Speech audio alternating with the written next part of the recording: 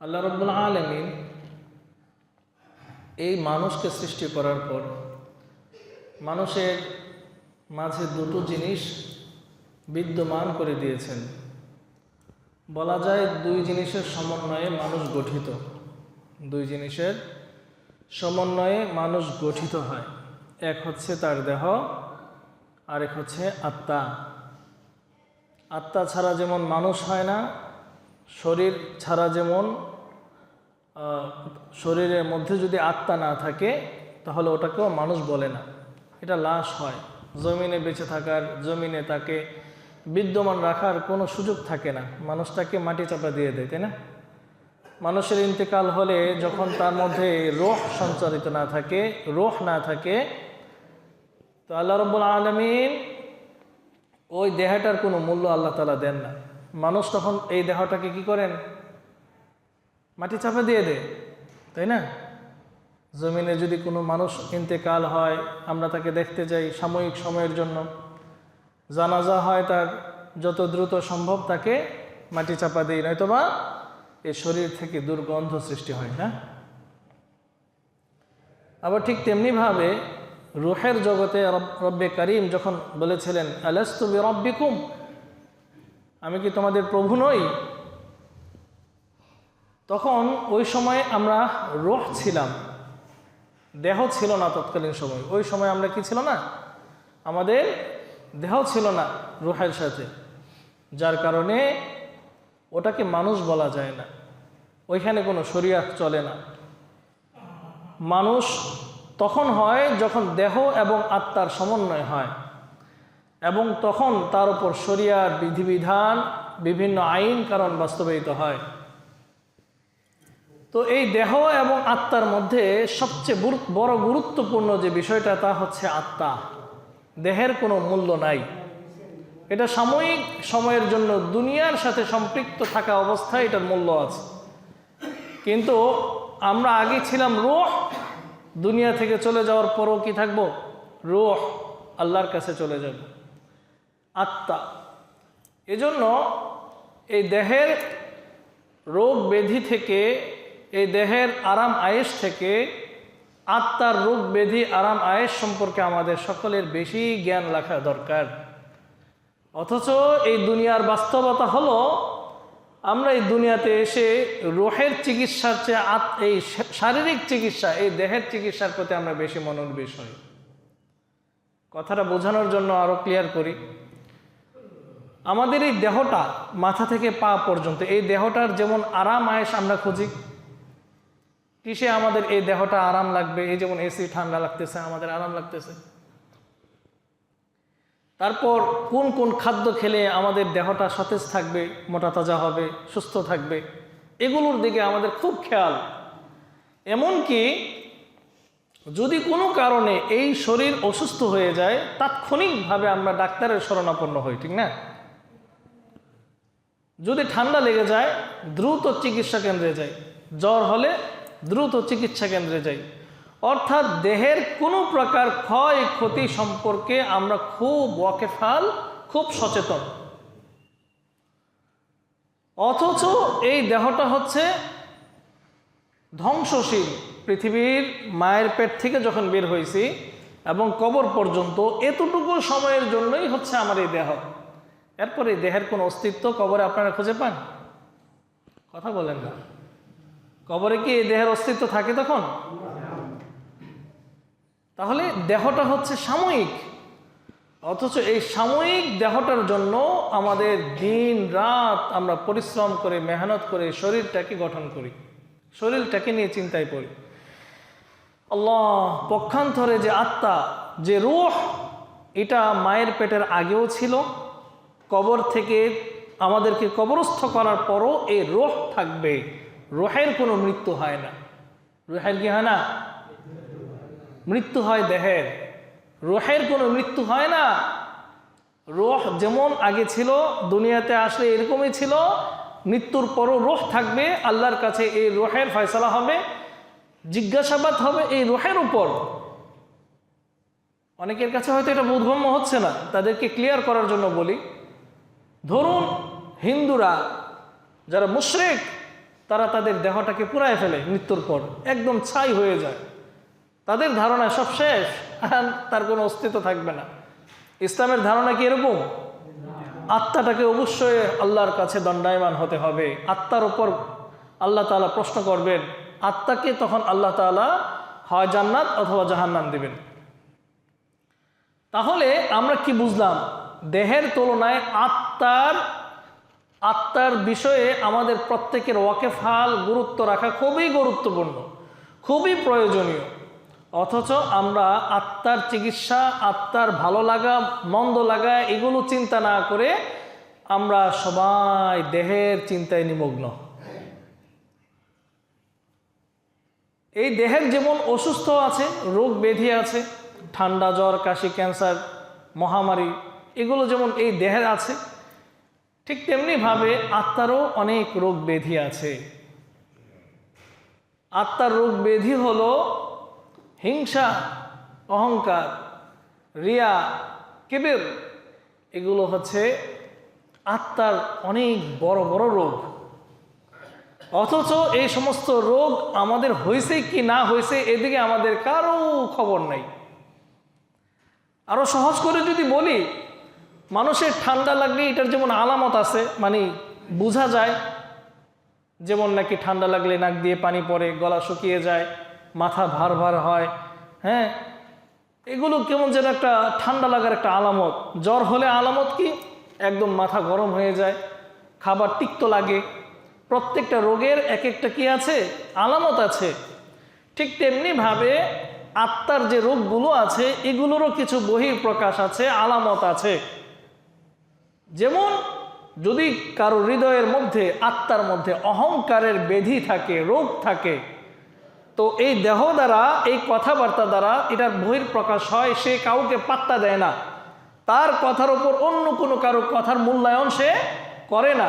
সর্বোপরি সব জায়গায় তাকে নিজেকে প্রাধান্য দেওয়া এবং অন্যের কাছ থেকে নিজের দাম নেওয়ার একটা চিন্তা ফিকির এসে থাকে। প্রত্যেকটা মানুষের কথার চেয়ে তার নিজের কথার মূল্য সে বেশি দিতে জানে। মানুষের কথার তেমন মূল্য তার কাছে নাই। এগুলো হচ্ছে অহংকারের বহিঃপ্রকাশ। হিংসা, এটা মারাত্মক ধরনের একটা ব্যাধি, রোগ। এটার একটা আলামত আছে। আলামত হচ্ছে, বাহির প্রকাশ হচ্ছে কেউ কারো ভালোটা না চায়, কারো প্রশংসা করতে সে রাজি হয় না। একই ভাই, একই মায়ের পেটের ভাই, একজন ভালো উচ্চপদস্থ হয়ে গেছে, কিন্তু তার মুখ দিয়ে প্রশংসা আসবে না। একই ক্লাসের ছাত্র, কিন্তু এক ছাত্র আরেক ছাত্রের ব্যাপারে প্রশংসা করতে নারাজ, বলতে নারাজ, না আমার চেয়ে সে ভালো স্টুডেন্ট। এই কথাটা অন্য ছাত্রের মুখ দিয়ে আসে না। হিংসা, এটা হচ্ছে হিংসার বহিঃপ্রকাশ। শারীরিক রোগের বহিঃপ্রকাশ হলে তাৎক্ষণিকভাবে যেমনিভাবে আমরা ডাক্তারের শরণাপন্ন হই, তার চেয়ে অতীব গুরুত্বপূর্ণ, অতীব প্রয়োজনীয় ছিল হচ্ছে আত্মার রোগ যখনই প্রকাশ পায় তাৎক্ষণিকভাবে আত্মার চিকিৎসকের কাছে যাওয়া। এখন আমাদের বোঝা উচিত আত্মার চিকিৎসককে। আমরা তো শারীরিক দেহের চিকিৎসক বহু দেখছি, বিভিন্ন হসপিটালে কত অভিজ্ঞ ডাক্তাররা আসে, ঢাকা থেকে আগত, এই থেকে আগত, সেই থেকে আগত, বিলেত থেকে পাশ করেছে, এরকম অনেক অঢেল ডিগ্রিধারীদের নাম আমরা শুনে থাকি, যারা নাকি বিভিন্ন হসপিটালে মানুষকে চিকিৎসা দেওয়ার জন্য বসে। কিন্তু আত্মার চিকিৎসক এই সম্পর্কে আমাদের মুসলিমদের মধ্যে একটা নতুন শব্দ শোনা যায়, আত্মারও চিকিৎসক হয়। অর্থাৎ আত্মার যদি রোগ থাকে তাহলে কি আত্মার রোগের চিকিৎসক হবে না? শারীরিক রোগের চিকিৎসক যদি থেকে থাকে, অবশ্যই আত্মার রোগেরও চিকিৎসক আছে। আর আত্মার রোগের চিকিৎসকই হচ্ছে হক্কানি উলামায়ে কেরাম, পীর মাশায়েখ, ওলি আউলিয়া। আপনার এই রোগ যদি ধরা পড়ে, আশেপাশের মানুষ যদি আপনাকে বলে, ভাই তোমার ভিতরে অহংকার আছে, আমি বুঝতেছি, তোমার ভিতরে হিংসা কাজ করতেছে, এটা যদি আপনি শুনতে পান, তাৎক্ষণিকভাবে আপনি চিকিৎসকের শরণাপন্ন হন। আল্লাহর কসম, দেহের অসুস্থতা হয়তোবা আপনাকে চিকিৎসা না করার কারণে দেহের অসুস্থতা আপনাকে কবর পর্যন্ত নিয়ে যাবে। কথাটা বুঝেন ভালো করে। আপনার দেহের রোগ আছে, আপনি ক্যান্সারে আক্রান্ত, আপনি মহামারীতে আক্রান্ত, আপনি আপনার দেহের যদি চিকিৎসা না করান, তো এই রোগ আপনাকে শেষ পর্যন্ত কোথায় নিয়ে যাবে? কবর পর্যন্ত নিয়ে যাবে। কিন্তু আল্লাহর কসম, আত্মিক রোগে যারা রোগাক্রান্ত, আত্মার ব্যাধিতে যারা ব্যাধিগ্রস্ত, তারা যদি সেই আত্মার রোগের চিকিৎসা না করায়, কবর না তাদেরকে এই রোগ জাহান্নাম পর্যন্ত নিয়ে যায়। কোথায় নিয়ে যায়? জাহান্নামে নিয়ে যায়। তার মানে গুরুত্বপূর্ণ তো হচ্ছে শারীরিক রোগের চিকিৎসা করার চেয়ে আত্মিক রোগের চিকিৎসা করা। অথচ আত্মিক রোগের চিকিৎসা আমরা মাত্র নতুন শুনলাম অনেকে। এইটারও চিকিৎসা হয়। আজকে অধিকাংশ মানুষ অহংকারে নিমজ্জিত, অহংকারে নিমজ্জিত। নিজেকে অন্যের চেয়ে প্রাধান্য দেওয়ার ক্ষেত্রে আমরা খুব অগ্রসর। অথচ আল্লাহ নবী সাল্লাল্লাহু আলাইহি ওয়াসাল্লাম স্পষ্ট বলেছেন, লা ইয়াদখুলুল জান্নাতা মান কানা ফি কলবিহি মিসকালা যাররাতিন মিন কিবর। ওই ব্যক্তি জান্নাতে যেতে পারবে না যার হৃদয়ের মধ্যে আদনা পরিমাণ, সরিষা দানা পরিমাণ অহংকার বিদ্যমান থাকে। ওই ব্যক্তি কি করতে পারবে না? জান্নাতে যেতে পারবে না। মুহতারাম হাজিরিন, আপনি কোনো হাদিসে, কোনো কোরআনে এই আয়াত বা এই হাদিস আপনি শুনবেন না যে কারো জ্বর লাগলে সে জাহান্নামী, কারো ঠান্ডা লাগলে সে জাহান্নামী, কারো ক্যান্সার হলে সে জাহান্নামী। এই কথা আপনি কোথাও পাবেন না, কোথাও না। কিন্তু আপনি এটা ভালো করে জানেন এই সমস্ত রোগ হলো শারীরিক রোগ, দৈহিক রোগ। কিন্তু আপনি জানবেন কোরআন এবং হাদিসে অসংখ্যবার এই আত্মিক রোগের ব্যাপারে সতর্ক করা হয়েছে এবং বলা হয়েছে আত্মিক রোগের চিকিৎসা যদি তুমি না করো, এই চিকিৎসা না করলে তুমি জাহান্নামে চলে যাবে, জাহান্নামে। অথচ মুসলিম বিশ্ব, মুসলিম এলাকাবাসী আমরা দৈহিক রোগের চিকিৎসার জন্য খুব অগ্রসর, আত্মিক রোগের চিকিৎসার খবরও নাই। রোগ যে আছে এটাও আমরা জানি না। অথচ এই রোগ লালন করতে করতে ক্যান্সারে পর্যন্ত পরিণত হয়ে গেছে সমাজ। আল্লাহ তাআলা আমাদেরকে বোঝার তৌফিক দিন।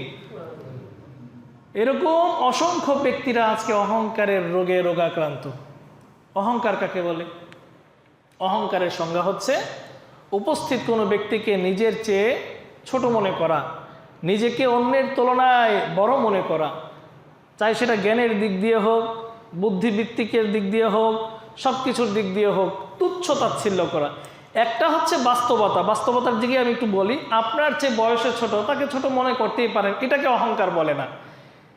আপনি ক্লাসের দিক থেকে আপনি শিক্ষক, ওরা হচ্ছে ছাত্র, এই ক্ষেত্রে ছাত্রের চেয়ে শিক্ষকের মর্যাদা বড়, এটার জন্য আপনি নিজেকে বড় মনে করছেন, এটা অহংকার না। অহংকার হচ্ছে সে আপনার তুলনায় ছোট, এজন্য তাকে তুচ্ছ তাচ্ছিল্য করা, এজন্য তাকে হেয় প্রতিপন্ন করা, অসম্মানিত করা। তুই আমাকে চিনিস, আমি কে? এই সমস্ত বহিঃপ্রকাশ করা। আল্লাহ নবী সাল্লাল্লাহু আলাইহি ওয়াসাল্লামের চেয়ে হযরত আব্বাস রাদিয়াল্লাহু তাআলা, আল্লাহ নবী সাল্লাল্লাহু আলাইহি ওয়াসাল্লামের চাচা আব্বাস রাদিয়াল্লাহু তাআলা বয়সে বড় ছিলেন। একবার আব্বাস রাদিয়াল্লাহু তাআলা কে কিছু লোক বলতেছেন, হে আব্বাস, আল্লাহ নবীর চাচা, হে আব্বাস, আপনি বড় নাকি মুহাম্মদ বড়? সুবহানাল্লাহ, আপনি বড় নাকি মুহাম্মদ বড়? হযরত আব্বাস রাদিয়াল্লাহু তাআলা তাৎক্ষণিকভাবে একটা উত্তর দিলেন, বয়সের দিক থেকে আমি মুহাম্মদের চেয়ে বড় হলেও তিনি জ্ঞানের দিক থেকে আমার চেয়ে অনেক বড়। সুবহানাল্লাহ। অর্থাৎ এই বিষয়টা সবার মাঝে ক্লিয়ার করে দেয়া যে বড় বয়সের দিক দিয়ে বড় হলেই যে সবাই বড় হয়ে যাবে, বিষয়টা তা না। অনেকে আছে এরকম বয়সের দিক থেকে অনেকে ছোট, কিন্তু জ্ঞানের দিক থেকে, ইলমের দিক থেকে সে আমাদের চেয়ে অনেক বড় চলে গেছে। এজন্য অহংকার না করা। সাহাবা আজমাইন রাদিয়াল্লাহু তাআলা আনহুম আমাদেরকে বিনয় শিক্ষা দিয়েছেন। বিনয়, প্রথমত আমাদের জানতে হবে অহংকার কোন কোন কারণে হতে পারে। অহংকার হতে পারে প্রাথমিক পর্যায়ে অন্যের ভালোটা না দেখা। যেমন আল্লাহ রাব্বুল আলামিন কোরআনে কারিমে ইরশাদ করেছেন, ওয়াইদ কুলনা লিল মালাইকাতি ইসজুদু লিআদম ফাসাজাদু ইল্লা ইবলিস। আল্লাহ রাব্বুল আলামিন যখন সমস্ত ফেরেশতাদেরকে উদ্দেশ্য করে বলেন, ও ফেরেশতারা আদমকে সিজদা করো, সমস্ত ফেরেশতারা সিজদা করেছে ইল্লা ইবলিস, ইবলিস ব্যতীত। সে বলেছেন, ইবলিস তখন বলে, আসজুদু লিমান খলাকতা তিনা, আমি কি এই মাটির তৈরি যাকে আপনি মাটি দ্বারা সৃষ্টি করেছেন তাকে সিজদা করব? এত আমার চেয়ে আদনা, নাউজুবিল্লাহ, এত আমার চেয়ে ছোট, আমার পরে তাকে সৃষ্টি করেছেন, আমাকে আগুন দ্বারা সৃষ্টি করেছেন। আগুনের কাজ হলো উত্তোলিত হলে আগুন দাউ দাউ করে উপরে উঠে, আর এ মাটির কাজ হলো মাটি যদি উপরেও ছেড়ে দেওয়া হয় মাটি আস্তে করে নিচে চলে যায়। এবং বয়সের দিক থেকেও আদম আমার চেয়ে অনেক বছরের ছোট, এটা তো সত্য। ইবলিস আগে সৃষ্টি হয়েছে না, তো ইবলিস বলতেছে বয়সের দিক থেকে আমি বড়, আদম মাত্র সৃষ্টি করছেন আদমকে। 2 নম্বর হচ্ছে আদমের যে বৈশিষ্ট্যগুলো এগুলো আমার চেয়ে ছোট, তা আমি তাকে কেন সেজদা করব? এই সমস্ত কথাবার্তা শুনে আল্লাহ রাব্বুল আলামিন বলছেন যে তুমি বিতাড়িত হও, ফখরুজ মিনহা ফাইন্নাকা রাজিম, বের হও জান্নাত থেকে, বের হও, তুমি অভিশপ্ত ইবলিস। তো এর দ্বারা বোঝা যায় বংশের দিক থেকে, বয়সের দিক থেকে বড় হওয়া সত্ত্বেও যদি কোনো ব্যক্তি, যদি কোনো মানুষ জ্ঞানের দিক থেকে, সম্মানের দিক থেকে আপনার চেয়ে ঊর্ধ্বে হয়, তাকে সম্মান করা কর্তব্য, নয়তোবা ইবলিসের মতো হয়ে যাওয়ার অবস্থা। 2 নম্বর হচ্ছে কোনো ব্যক্তি যদি আল্লাহ রাব্বুল আলামিন যদি তাকে সম্পদশালী করেন, এই সম্পদশালীটা একটা অহংকারের একটা রাস্তা খুলে দেয়। আমি বলছি না সম্পদ পাওয়া মানেই হচ্ছে অহংকার, না, তা না। আপনি সম্পদের অধিকারী হন, কোটিপতি হন, মিলিয়ন মিলিয়ন টাকার মালিক হন, এতে কোনো সমস্যা নাই।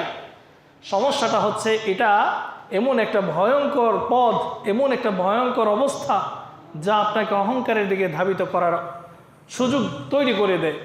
আল্লাহ রাব্বুল আলামিন সূরা কাহফের মধ্যে চমৎকারভাবে ইরশাদ করেন, ওয়াদরিব লাহুম মাসালার রাজুলাইন জাআলনা লিআহাদিহিমা জান্নাতাইনি মিন আ'নাবি ওয়া জাআলনা বাইনাহুমা যারআ। যে আল্লাহ বলেন, হে মুহাম্মদ, তাদের কাছে 2 ব্যক্তির দৃষ্টান্ত, 2 ব্যক্তির উদাহরণ পেশ করেন। 2 ব্যক্তির মধ্যে দুজন বন্ধু ছিল। সূরা কাহফে এই 2 বন্ধুর ঘটনা উল্লেখ করছেন।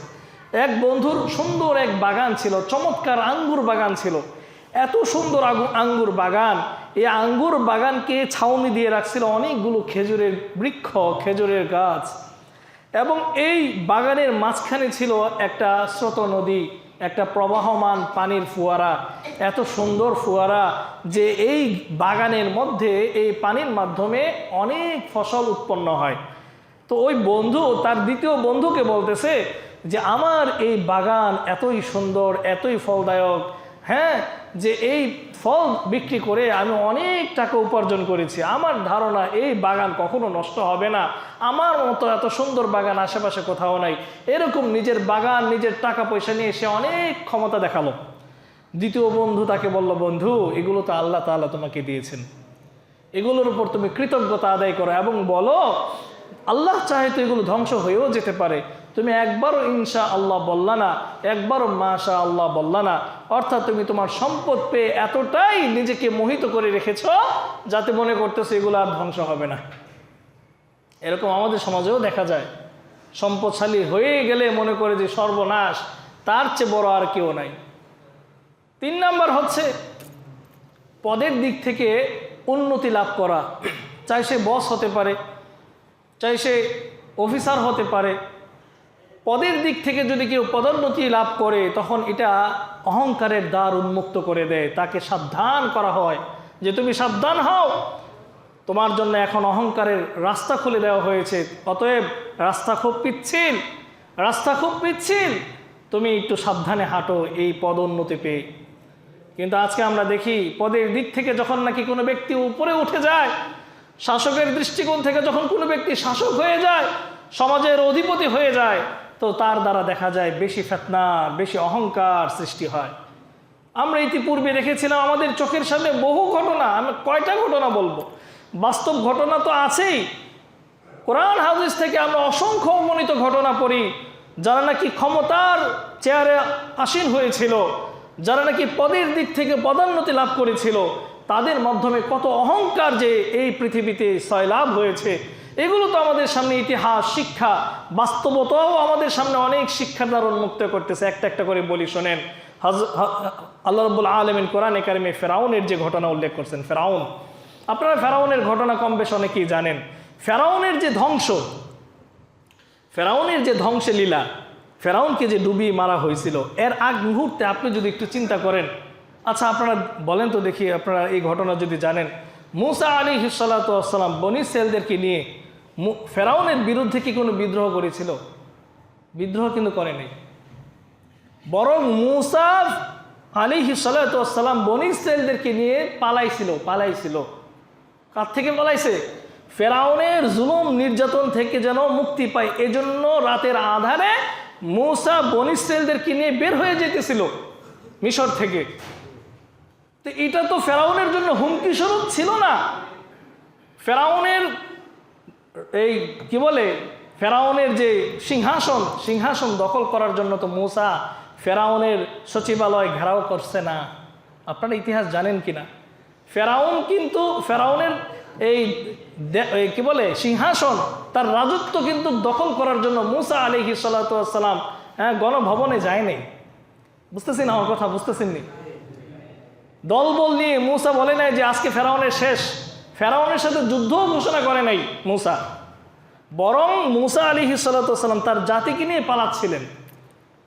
ফেরাউনের ভিতরে অহংকার ছিল। ফেরাউন চিন্তা করলো যে তারা আমার কাছ থেকে পালায় যায়, তাদেরকে তো মেরে ফেলা উচিত। ফেরাউন তাদের বিরুদ্ধে লোক লস্কর নিয়ে মুসা আলাইহিস সালাতু ওয়াস সালামের পিছু নিল। যখন মুসা আলাইহিস সালাতু ওয়াস সালাম লোহিত সাগরে আসলেন, আল্লাহর কাছে দোয়া করলেন, আল্লাহ তাআলা 12টি রাস্তা খুলে দিলেন। 12টি রাস্তা পার হয়ে যখন মুসা আলাইহিস সালাতু ওয়াস সালাম বনী ইসরাঈল জাতিকে নিয়ে ওপারে চলে গেলেন, সুবহানাল্লাহ, এটা তো চাক্ষুষ বুঝাই যায় এটা অলৌকিকত্ব, এটা আল্লাহ প্রদত্ত একটা বড় আল্লাহ তাআলার কেরামত, আল্লাহ তাআলার আজমত। এটা তো বুঝাই যায় এটা কোনো ব্যক্তির পক্ষে সম্ভব না পানিকে দুভাগ করে রাস্তা নির্মাণ করা। এটা তো ব্যক্তির পক্ষে সম্ভব না। এটা কি ফেরাউন জানতো না? ফেরাউন জানছে। ফেরাউন নিজের চোখে, তার দলবল নিজের চোখে দেখলো যে পানির মধ্যে 12টা রাস্তা হয়ে গেছে। এই 12টি রাস্তা দিয়ে মুসা এবং তার দলবল ওপারে চলে গেছে। আচ্ছা চলে গেছে, শেষ না? চলে গেছে, ঠিক আছে, তোরা বিদায় হয়েছ, আমি এবার আমাদের রাষ্ট্রের মধ্যে একটু আরামে থাকতে পারবো। এটাই তো নিয়ম ছিল, কথার কথা। অর্থাৎ ফেরাউনের শত্রু তো ছিল মুসা। ফেরাউনের দৃষ্টিকোণ থেকে যদি আমি বলি, তাহলে ফেরাউনের শত্রু মুসা ছিল না? তো শত্রু বিদায় হয়েছে, রাষ্ট্রের মধ্যে তো আরাম আয়েশে থাকার কথা ছিল ফেরাউনের। শত্রু বিদায় হয়ে গেছে, কিন্তু ফেরাউন কি করলো? দেখলো অলৌকিকত্ব, সব কিছু দেখা সত্ত্বেও ফেরাউনের মধ্যে একটা অহংকার ছিল যে আমি যে রব্বুকুমুল আলা বলেছি, আমি যে সবার চেয়ে বড় প্রভু, এই কথা যে আমি বলেছি এটা প্রমাণ করা লাগবে, সুতরাং তাকে ধ্বংস করতেই হবে, মূসাকে মারতেই হবে। সে জানে রাস্তা ফাঁক হয়ে আছে, একদম স্পষ্ট রাস্তা, দুপাশে পানির ফুয়ারা, সুবহানাল্লাহ। এটা দেখেও ফেরাউন নিজেকে স্থির না রেখে অহংকার বশত তার দলবল নিয়ে পানির মাঝখানে রওনা হয়েছিল। এটা ছিল তার পক্ষে একটা অহংকার। মুহতারাম হাজিরিন, এই অহংকারী ফেরাউনকে ধ্বংসে নিমজ্জিত করে। কথা কি বুঝাইতে পারছি নি? এই অহংকারের কারণেই ফেরাউনের ধ্বংস আসে। ফেরাউনকে ধ্বংস করার জন্য মূসা দলবল নিয়ে ফেরাউনের বিরুদ্ধে যুদ্ধ ঘোষণা করে নাই, কিন্তু ফেরাউনের রাষ্ট্র ক্ষমতা দখল করার জন্য মূসা আলাইহিস সালাতু ওয়াস সালাম কিন্তু গণভবন দখল করতে যায় নাই, বরঞ্চ ফেরাউনের আযাব থেকে, ফেরাউনের জুলুম থেকে নিষ্কৃত পাওয়ার জন্য মূসা বের হয়ে গেছিল। কিন্তু ফেরাউনের অহংকার তার পিছু নিতে বাধ্য করেছে। ইতিহাস সাক্ষী, পৃথিবীর জমিনে যারাই অহংকার বশত, অহংকারের কারণে সামনে রাস্তায় অগ্রসর হয়েছে, আল্লাহ তাআলা তাদেরকে লাঞ্ছিত, অপমানিত করে মেরেছেন। এবার বর্তমানের দিকে একটু তাকাই।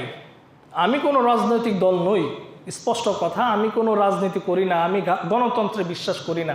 এটা আগে আপনাদের কাছে ক্লিয়ার করি, এই কনসেপ্টটা। আপনারা অনেকে মনে করেন না যে আমি অমুক দল করি, তমুক দল করি। না, আমার কাছে যেটা সত্য, এটা এই কথা বলতে আমি বাধ্য। চাই সেটা যদি আমার বাপের বিরুদ্ধেও হয়, আমি বলতে বাধ্য। এটা এই জন্য বললাম যে সামনের কোনো কথাবার্তা শুনে এই কথা মনে করেন না হুজুর মনে হয় এই দল করেন। না, আমি গণতন্ত্রই করি না, আমি ইসলামী খেলাফতের স্বপ্ন দেখি।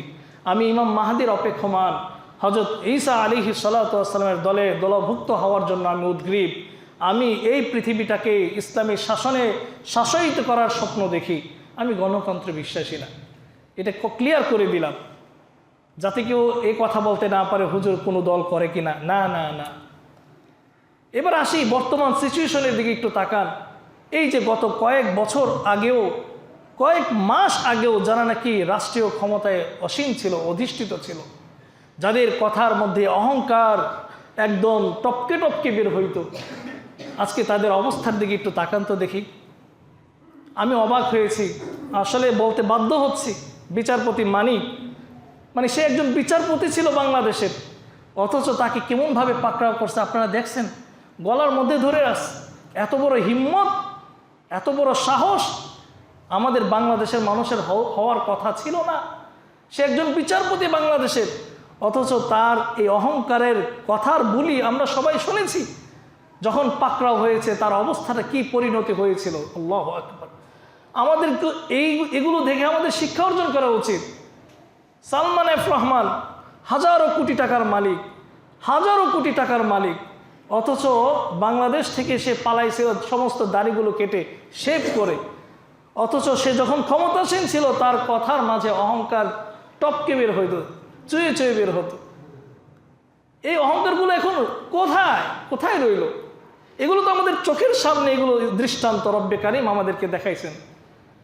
এরপরও যদি আমরা শিক্ষা লাভ করতে না পারি যে অহংকার পতনের মূল, অহংকার পতনের মূল, এগুলো শুধু তোতা পাখির মতোই আওড়াচ্ছি, নিজেদের জীবন সংশোধনের জন্য অহংকার থেকে নিজেকে দূরে রাখতে পারছি না। এগুলো তো আমাদের জন্য উদাহরণ, দৃষ্টান্ত। আল্লাহ রাব্বুল আলামিন অবশ্যই অবশ্যই আপনাকে আমাকে জিজ্ঞাসাবাদ করবে যে তোমার সামনে আমি উদাহরণ দিয়েছিলাম, দৃষ্টান্ত পেশ করেছিলাম। আরে ফেরাউন তো 1000 বছর আগের কাহিনী, ফেরাউনের কাহিনী রাখো, তোমার জামানায় তোমার চোখের সামনে কি আমি অহংকারকে ধূলিসাৎ করে দেই নাই? আল্লাহ যদি এই প্রশ্নটা করে আপনাকে আমাকে, আমাদের কোনো জবাব আছে? আল্লাহু আকবার। তাই অহংকার পতনের মূল। ক্ষমতা পেয়ে কখনো অহংকার বশত মানুষের ওপর জুলুম নির্যাতন করা যাবে না। ইলম মানুষকে অহংকারী করে তোলে, আবার বিনয়ীও করে তোলে। জ্ঞান, আপনি অনেক বড় শিক্ষা অর্জন করেছেন, অনেক বড় সার্টিফিকেট দখল করেছেন, আপনার কারণে মাশাআল্লাহ শিক্ষা অনেক অগ্রসর হয়েছে। এখন আপনি যদি বলেন সব মূর্খ, সব গণ্যমূর্খ, এই মূর্খের সমাজে থাকা যাবে না, এটা একটা অহংকারের বহিঃপ্রকাশ। আপনার জ্ঞান আপনাকে বিনয়ী করবে, অহংকারী করবে না। যে জ্ঞান, যে বিদ্যা মানুষকে বিনয়ীর পরিবর্তে অহংকারী করে তোলে, আসলে সেটা জ্ঞান না, এটা শয়তানি জ্ঞান। সঠিক জ্ঞান হচ্ছে আপনাকে এই জ্ঞান বিনয়ী করে তুলবে। হযরত আলী কাররামাল্লাহু তাআলা আনহু, হযরত ওমর ফারুক রাদিয়াল্লাহু তাআলা আনহুর দৃষ্টান্ত। একবার তার ঘরে এক মেহমান গেছে, তো মেহমান যখন ঘরে আসলো, তার যে কুপিটা, যে প্রদীপ, এই প্রদীপটা নিভে গেল, নিভু প্রায়, তেল নাই। তখন ওই মেহমান বলতেছেন, হে ওমর, আমি তেল ঢেলে দিই, তেলের ডিব্বাটা কোথায় আমাকে একটু দেখান। তো ওমর ফারুক রাদিয়াল্লাহু তাআলা আনহু বললেন, তুমি আমার ঘরের মেহমান, তোমাকে দিয়ে কাজ করানো একটা শিষ্টাচার পরিপন্থী, অভদ্রতা, তুমি বসো। তো বলতেছে যে আপনার যে দাস, আপনার যে গোলাম আছে তাকে ডেকে দিই। না, সে মাত্র ঘুমাইছে, তাকে ডাক দিও না। সুবহানাল্লাহ, তাকে ডাক দিও না। পরে হযরত ওমর ফারুক রাদিয়াল্লাহু তাআলা আনহু বসা থেকে উঠে নিজেই নিজের কুপির মধ্যে আগুন, তেল ঢেলে তারপরে আগুন জ্বালাইছেন। তখন ওই মেহমান বলতেছে, আপনার মতো খলিফাতুল মুসলিমিন, আমিরুল মুমিনিন, নেতা, আপনি নিজে এই কাজটা করলেন, আমাকে দিয়েও তো করাতে পারতেন। ওমর ফারুক বললেন, একটু আগে যে ওমর ছিল, কাজ করার পর সেই ওমরই তো আছে, ওমরের সম্মান তো আর কমে নেই। সুবহানাল্লাহ। এখানেই শেষ না। ওমর ফারুক রাদিয়াল্লাহু তাআলা আনহু যখন রাষ্ট্রীয় কাজে সিরিয়ার দিকে রওনা হন, তিনি আর তার শিষ্য, তার দাস, তার গোলাম, তার চাকর, তিনি আর তার চাকর রওনা হয়েছেন। মাত্র একটা উট, একবার উটের পিঠে হযরত ওমর উঠে, আর ওমরের কথায় একবার ওই শিষ্য, ওই চাকর সে উঠে। এভাবেই চলতেছিল পালাক্রমে। আজকে আমাদের দিকে যদি একটু লক্ষ্য করি, সুবহানাল্লাহ, এটা তো কল্পনাও করতে পারবো না। নেতা বলবে যে তুই একবার উঠ, আমি একবার উঠি, প্রশ্নই ওঠে না। আমরা আজকে নিজেদেরকে এত বড় সম্মানিত মনে করি যে আমার ভৃত্য, আমার ছাত্র আমার স্থানে বসবে, এটা তো সম্ভব না। অথচ হযরত ওমর ফারুক রাদিয়াল্লাহু তাআলা আনহু চিন্তা করলেন, আমি একবার ওটের লাগাম ধরে টানবো, আর আমার গোলাম একবার ওটের পিঠে উঠবে, আমি একবার উঠবো, এভাবেই চলতে লাগলেন তিনি। সিরিয়ার পথে যখন চলতে লাগলেন তখন পালাক্রমে যখন নাকি একদম কাছাকাছি এসে পড়ল রাষ্ট্রীয় যে বাসভবন, তখন হযরত ওমর ফারুক রাদিয়াল্লাহু তাআলা আনহু লাগাম ধরেছিলেন, লাগাম, ওটের লাগাম। আর উটের পিঠে আরোহিত কে ছিল? তার গোলাম। যখন নাকি ওই সময় তো আর এত এখন অত্যাধুনিক প্রযুক্তি ছিল না, এখন তো সবাই চিনে অমুক প্রেসিডেন্টকে, আমেরিকার প্রেসিডেন্টকে সবাই চিনে। আপনার বাড়িতে বেড়াতে আসলো, আপনি বলবেন না এটা তো আমেরিকার প্রেসিডেন্ট, এটা তো বাইডেন, এটা তো বুশ, এটা তো বারাক ওবামা, এগুলো আমরা চিনব, প্রযুক্তি হয়ে গেছে। অথচ তৎকালীন সময় ওমর ফারুক রাদিয়াল্লাহু তাআলা আনহুর নাম শুনছে, কিন্তু ওমরকে কেউ চিনত না। যখন নাকি সিরিয়ার একদম কাছাকাছি চলে যায়, মানুষগুলো অভ্যর্থনা দেওয়ার জন্য ওমরের জন্য দাঁড়াইছিল। যখন নাকি ওটকে লাগাম ধরে ওমর ফারুক রাদিয়াল্লাহু তাআলা আনহু টেনে হেঁচে নিয়ে আসতেছিল, সবাই মনে করছে ওটের উপর আরোহিত যে গোলাম সেটাই হয়তো ওমর। এভাবে মারহাবা বাহবা দেওয়া শুরু করলো। গোলাম লজ্জিত হয়ে বলতেছে, আরে আমি ওমর না, আমি না, আমি না, ওই যে লাগাম টানতেছে সেই হচ্ছে ওমর। সুবহানাল্লাহ। তারা বিনয়ী কাকে বলে এটা দেখাই দিয়ে গেছেন। সালমান ফার্সি রাদিয়াল্লাহু তাআলা আনহু মদিনার গভর্নর ছিলেন, মদিনার গভর্নর ছিলেন। হযরত সালমান ফার্সি রাদিয়াল্লাহু তাআলা আনহু একদিন বাজার দিয়ে যাচ্ছিলেন। তো বাজারের মধ্যে আমরা অনেক সময় অনেক ভারী বাজার করি, তো এটা নেওয়ার জন্য কুলি খুঁজি, কুলি। তো ওই ব্যক্তি আর সালমান ফার্সিকে চিনে না, সালমান ফার্সিকে মনে করছে কুলি। সালমান ফার্সিকে ডেকে বলতেছেন, এইদিকে আসো, এই বাজারটা উঠাও, মাথায় তোলো। আল্লাহু আকবার। একজন গভর্নর, একজন গভর্নর, এবং সালমান ফার্সিকে এটা বলতে গেলে বিশদ আলোচনা। তিনি যে কত বড় জ্ঞানী ব্যক্তি ছিলেন, প্রত্যেকটা কিতাবের জ্ঞান তার ছিল। শুধু কোরআনের জ্ঞানই না, কোরআনের আগে যত আল্লাহ রাব্বুল আলামিনের আসমানি গ্রন্থ ছিল, এগুলোর জ্ঞান এই সালমান ফার্সির মধ্যেই ছিল। ওই ব্যক্তিকে বলতেছে, না ওইগুলো মাথায় তোলো। আল্লাহু আকবার। সালমান ফার্সি একটা বারও বলে নাই, তুমি কে, আমাকে চিনো, আমাকে চিনো, আমি কে, কত বড় বেয়াদব তুমি, আমি মদিনার গভর্নর, তুমি আমাকে বলছো এগুলো মাথায় নিতে।